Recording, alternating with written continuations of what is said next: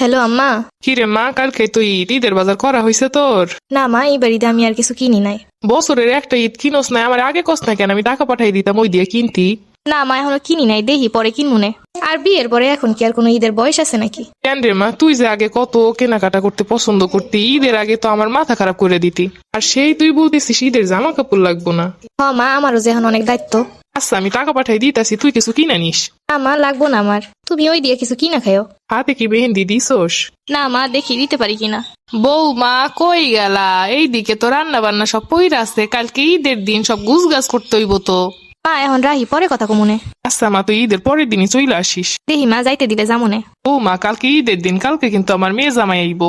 আমার মেয়ে যা যা খাইতে পছন্দ করে আমি সব বাজার করে রাখছি, তুমি সুন্দর করে জানো ওইগুলা রান্না শুরু করে দিও। ঠিক আছে আম্মা।